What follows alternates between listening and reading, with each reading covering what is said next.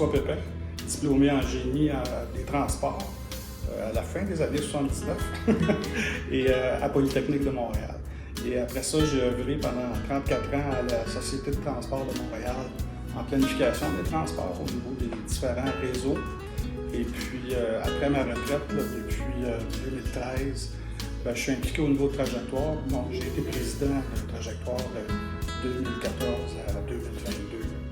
Mais je demeure impliqué puis membre du conseil d'administration.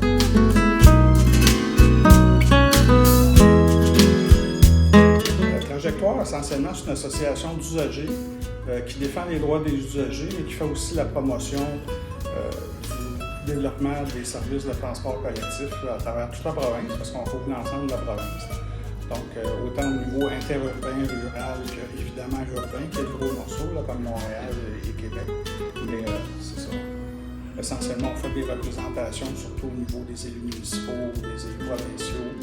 Puis on a aussi des projets d'éducation auprès de la population là, sur l'utilité du transport collectif, par exemple.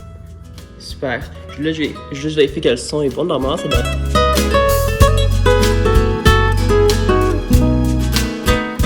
Il y a eu tout un débat au niveau des GES sauvés ou émis par le projet. Puis le premier principe, c'est que toute activité humaine entraîne des émissions de GES de toute façon. Par contre, d'avoir un mode électrique, d'avoir un mode de transport collectif qui va attirer des automobilistes, ça c'est positif, ça va diminuer les émissions de gaz à effet de serre dans la région de Montréal. Mais il ne faut pas non plus compter sur un seul projet pour réduire vraiment les émissions et changer le comportement des gens. Ça prend beaucoup plus de mesures que juste un nouveau projet.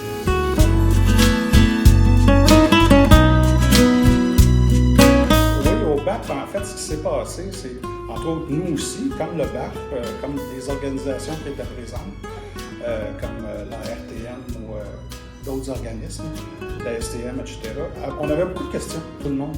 Et c'était au tout début du projet. Même le contrat au consortium n'avait pas été donné encore. Donc, la Caisse n'avait pas nécessairement les réponses. C'est surtout ça qui a fait tiquer le BAP, qui a demandé d'ailleurs des études d'achalandage qui étaient supposées être déposées 2-3 mois plus tard. Finalement, je ne sais pas si elles ont été déposées, mais c'était définitivement après la publication du rapport du BAP, ça donne une idée. Donc, toutes sortes de choses comme ça. Et le projet était tellement pas encore défini complètement qu'entre autres, la promesse de la Caisse, c'était d'exploiter le train de deux montagnes durant la durée des travaux.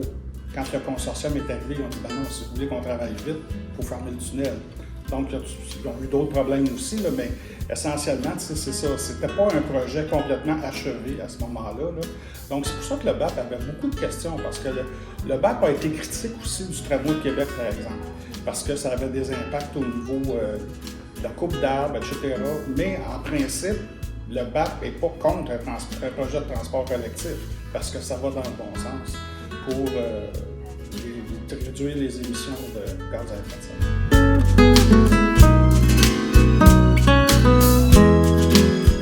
OK. Est-ce que vous croyez que les équipes ACDPQ Infra ont écouté à ce rapport du BAP? Est-ce que vous croyez que ça a eu un impact ou que ça a été lancé puis que c'est resté dans l'air comme ça? Ben, en fait, ce qu'on remarque depuis 2016, là, même si ça a été un peu la même chose dans le cas du REM de l'Est, là, la Caisse arrive avec une solution qui est le train automatisé aérien. Et dans le fond, c'est le genre de solution qu'elle veut vendre ailleurs dans le monde. Bon, là, ils ont mis ça un peu en veilleuse, mais donc, c'est une solution à prendre ou à laisser, tu sais. Et même la loi qui a créé CDPQ Infra les place au-dessus des règlements d'urbanisme. Ce qui ne favorise pas nécessairement l'intégration au milieu urbain. On peut le voir là, dans l'ouest de l'île ou dans le sud-ouest de Montréal. L'intégration urbaine n'est pas toujours évidente. Quoi qu'ils sont dans des corridors ferroviaires ou autoroutiers, c'est peut-être un peu moins pire, mais c'est pour au coup d'œil, c'est pas beau. Là. Et tandis que dans l'Est, c'est encore pire, parce que tu étais dans un milieu construit, il n'y avait pas d'autoroute, il n'y avait pas de voie ferrée, fait que tu étais au cœur des quartiers. Là, c'est encore pire à ce moment-là, là, ce qui a amené une opposition massive des citoyens.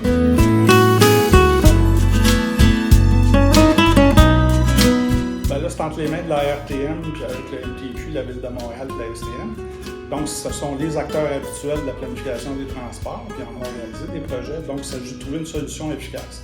Parce que le REM, on a posé, il y a ses défauts, mais en même temps, il y a ses qualités aussi. C'est un train automatisé aérien qui n'a aucune barrière qui est isolé complètement, à ce moment-là, effectivement, tu peux avoir une vitesse maximale. Ce qui fait que ton temps de déplacement à bord du train va être le plus court possible. Mais là, il s'agit de voir comment on intègre les réseaux d'autobus pour que les gens se rabattent facilement, parce qu'essentiellement, c'est... Moi, je ne veux pas savoir de la gare A à la gare B, je veux savoir de chez nous à mon travail ou à mon cégep, c'est quoi le vrai temps de transport. Fait que c'est un peu... mais c'est un mode qui est effectivement très rapide, là, il peut rouler à 100 km/h.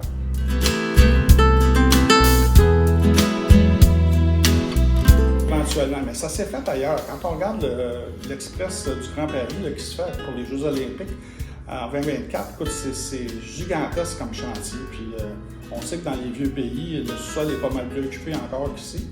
Ils ont toutes sortes de contraintes. Entre autres, à Copenhague, ils ont fait quelque chose qui, à l'extérieur, est au sol, parce que c'est des anciennes emprises ferroviaires, mais c'est exactement le même genre de train par Alstom qu'il va y avoir sur le Rennes. Mais dans le centre-ville, qui est historique, il y a un roi dans ce pays-là, fait que, il y a des châteaux, il y a toutes sortes de trucs.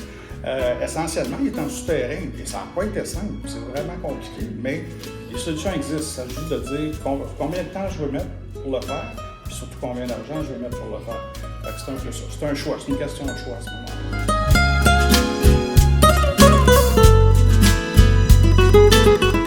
Bien, en fait, ce que beaucoup de gens ont déploré aussi, c'est qu'il n'y a pas vraiment eu de comparaison pour savoir ce que c'est mieux comme un mode intermédiaire, un tramway ou un REM, ou remarque que c'est pas mal tous les mêmes genres de véhicules, sauf que c'est question d'aménagement. C'est-tu aérien, c'est-tu au sol, c'est-tu en souterrain, c'est électrifié de toute façon.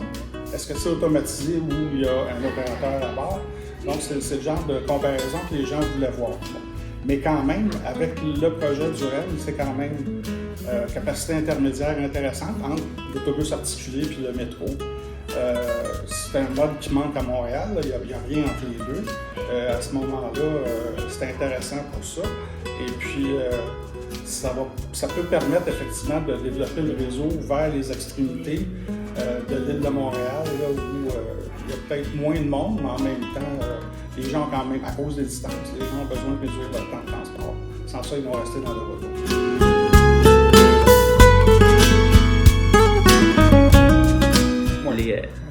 Parce que si on regarde le meilleur exemple, c'est le SRB P9. Au niveau bus, c'est à peu près le maximum où tu peux transporter des gens avec des bus articulés.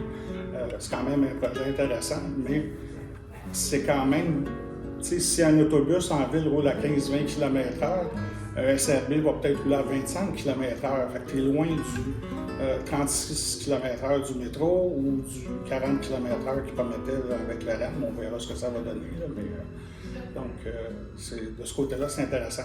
Mais il y a toute une autre série de modes qu'il faudrait regarder aussi. Des modes à la demande pour... souvent, le débat, l'enjeu, c'est le premier ou le dernier kilomètre. Comment je fais pour me rabattre sur le REM ou sur le métro? Fait que ça, c'est une partie. Il faut regarder d'autres modes. Des modes intermédiaires, oui, mais surtout des modes de proximité. Puis ça, effectivement, à Montréal, il n'y a pas beaucoup de choses qui se font là-dessus.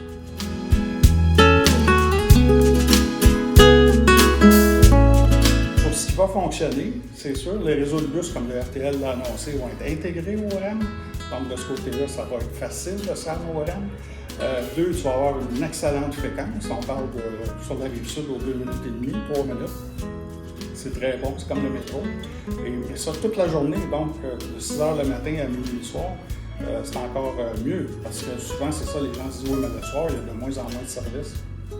Alors là, ça, la fréquence de service, l'offre qui est là, puis la vitesse à laquelle ça roule, ça, c'est des attraits majeurs pour ça va aider au succès du projet, effectivement. De l'autre côté, ce qui peut nuire, bien là, c'est ça, là, on va le voir quand ça va fonctionner. Est-ce qu'ils vont avoir le même genre de problème qu'Ottawa a eu avec son train léger? Est-ce qu'il va être bon dans la neige? Est-ce qu'il va dérailler? Est-ce qu'il va avoir beaucoup de panne? Est-ce que les portes vont bloquer? Alors, effectivement, il y a beaucoup de conditions. Entre autres, pour le train Azur, qui était un nouveau train, mais dans un environnement quand même connu, là, dans le métro, il y a quand même eu pratiquement 1 an de test. T'sais. Donc, effectivement, les tests sont extrêmement importants parce que quand tu le mets en service, ben, il faut que ça fonctionne, parce que sans ça, les gens n'ont pas confiance. T'sais. Puis, je pense pas que les gens aimeraient ça être pris sur le pont Champlain à bord d'un petit train. pas très agréable comme expérience. Fait qu'il faut que la première expérience soit vraiment agréable.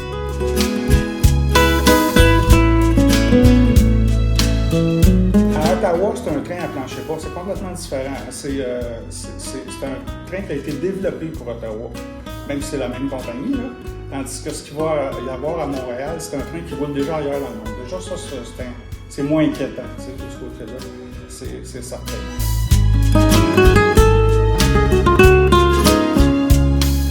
Mais effectivement, je te dirais, oui, ils ont fait quand même, comme ils disent, 3 hivers de tests ou presque. En tout cas, tout le moins 2, puis le dernier qui a été un petit peu bizarre. Donc, de ce côté-là, oui, ils ont fait assez de tests. Mais dans le métro, ce qu'on remarque, les principales causes d'interruption de service, ce sont les usagers. Les usagers vont se promener sur la voie. On ne sait pas pourquoi, là, parce que c'est une mauvaise idée, mais les usagers vont se promener sur la voie, ils vont se promener dans les tunnels, ils vont bloquer les portes. Donc, la raison souvent des pannes, c'est d'abord une intervention humaine. Tu sais.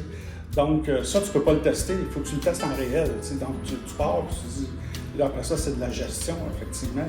Donc, il faut que tu aies des équipes d'intervention assez rapidement. Ils ont des systèmes de surveillance et tout, là, mais ça te prend, en station, ça te prend des équipes pour intervenir le plus rapidement possible.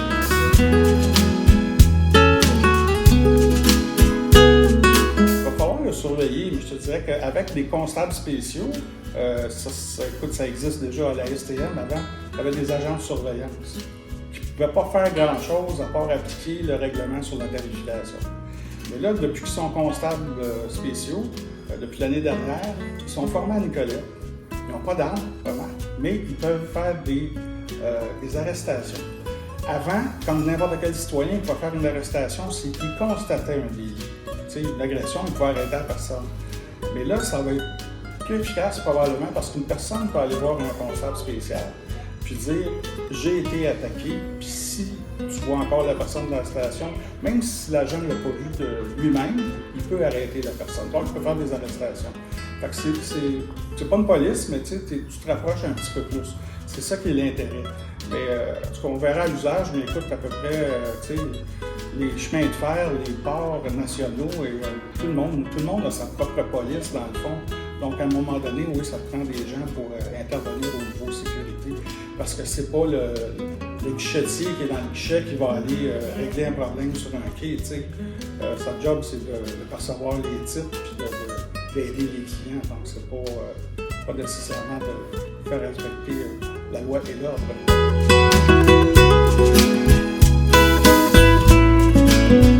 Ça serait effectivement plus le SkyTrain de Vancouver. C'est la même technologie, c'est le même principe.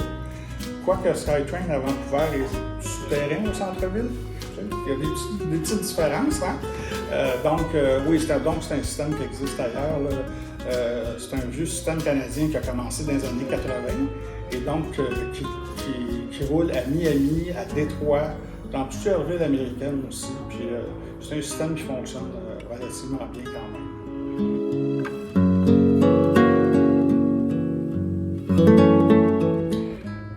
Bien, en fait, ça va rendre le centre-ville beaucoup plus accessible. Aujourd'hui, est-ce que c'est encore utile avec le télétravail? C'est une bonne question, mais mettons que ça va rendre le centre-ville plus utile. Ça va surtout, à la fin du projet, permettre de se rendre plus rapidement à l'aéroport de Dorval, Montréal-Trudeau. Donc, de ce côté-là, c'est sûr que ça va être intéressant. Parce que les déplacements du sud jusqu'au nord, ou du nord jusqu'au sud, vraiment, c'est pas ça qui va être la majorité des déplacements. Mais c'est que les gens qui se déplacent dans ces axes-là vont quand même gagner beaucoup en rapidité. On l'espère en fiabilité parce que la voie réservée du pont Champlain, où il y avait quand même 25 000 personnes le matin, là, bien, quand il ventait et que les cônes se baladaient un peu sur le pont, bien, la voie réservée n'était pas là. Donc, de ce côté-là, au niveau fiabilité, là, c'est une grosse amélioration.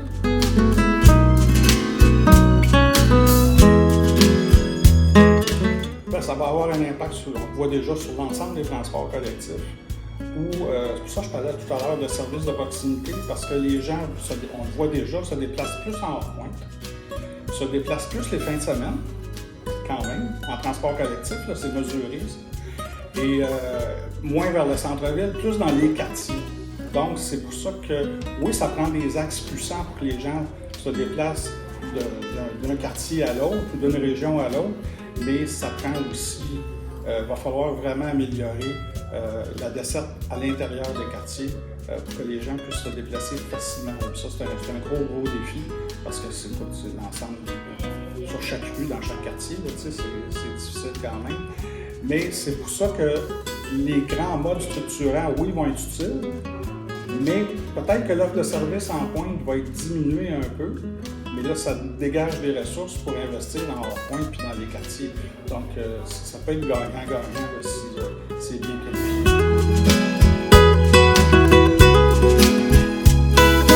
Je vais faire comme un Jules César de moi-même, là, ça ressemble à ça. C'est ça, on va attendre. Je te dirais, les conditions de succès sont là, mais la principale, comme on disait, c'est la fiabilité du service. Là, puis ça, on va voir effectivement l'usage. C'est sûr que c'est quelque chose de nouveau à Montréal, complètement. CDPQ Infra l'a souvent comparé au premier métro de Montréal. Je dirais peut-être pas jusque-là, parce que le métro transporte quand même pas mal plus de monde que le REM. Mais moi, je dirais que l'AMT, ce que l'AMT a fait entre 1996, l'Agence métropolitaine de transport, entre 1996 puis jusqu'à la fin de sa vie en 2015, là, au niveau de l'amélioration et la création des trains de banlieue, bien, le REM, c'est un peu le même genre d'effort, effectivement, là, qui va surtout permettre aux gens qui sont dans des secteurs actuellement peut-être moins bien desservis, là, d'être mieux desservis.